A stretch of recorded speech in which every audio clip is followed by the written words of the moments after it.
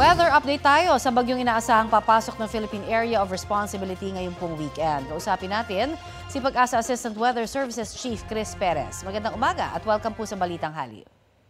Magandang umaga, Connie, at sa lahat po na ating taga-subaybay. Gaano kalakas ang hangin at ulan at kailan mararamdaman ba ang bagyo na tatawaging Uwan?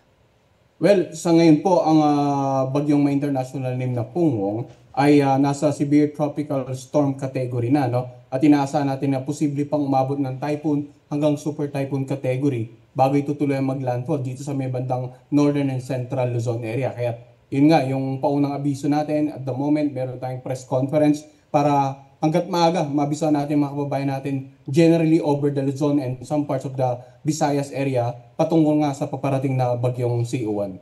Para lang mas malinaw doon sa mga dadaanan nitong bagyo, anong mga probinsya po ito? Pati po ba Metro Manila makakaramdam din nitong super typhoon over the weekend?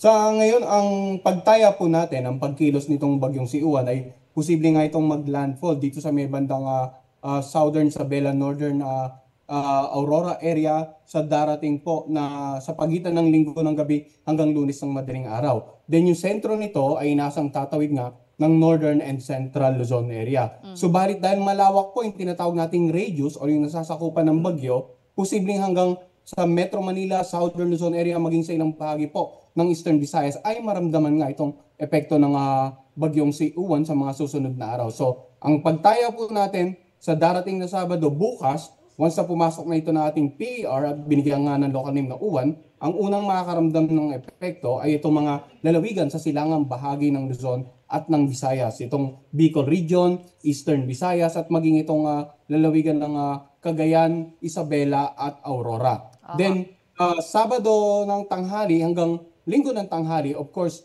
magiging mas marami yung pag-ulan, yung mga more than 200 millimeters of rain sa nakararaming bahagi po ng Northern Luzon at ilang bahagi rin ng Central Luzon. And of course, may mga pag-ulan din tayong inaasahan dito sa Metro Manila at sa ilang bahagi po ng Southern Luzon. Okay, so lilawin lang ho natin dito sa Metro Manila, lalo na ngayong weekend. Mararamdaman ho ba ito sa Sabado na rin, yung malalakas na ulan? O ito ho ba ay yung mga, kumbaga pabugso-bugso lang na hindi ganun kalakas na ulan pa? Bukas po, generally, hindi pa naman gano'ng ramdam sa Metro Manila epekto nito. Pero yun nga, possibly sa Bicol Region at ilang bahagi ng Eastern Visayas, ay mararamdaman na immediate effect nito. And then habang patuloy na lumalapit ang bagyong si Uwan dito sa Northern Central Zone area, Saturday afternoon up to Sunday, and then Monday and Tuesday, of course, mas maraming uulanin, kasama na nga dyan ang Metro Manila po. Alright, so may parang paghahanda pang po pwedeng maganap, at least doon po pagdating ng Sabado, in the Metro at Karatig probinsya, except for doon po sa mga areas sa may northern Luzon ang talaga makakaramdam na po nito.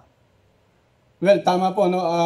Yun nga, yung pinapalabas po nating Tropical Cyclone Advisory ay dinidisseminate, pinapamahagi po natin yan sa mga partner agencies natin sa paghahanda. At ito nga, available po sa ating official website para yung mga kababayan din natin ay agarang makita yung update natin patungkol nga dito sa paparating na bagyo. Alright, marami pong salamat sa inyo pong update sa amin. Yan po naman si Pag-asa Assistant Weather Services Chief Chris Perez. Maraming salamat din po at magandang araw.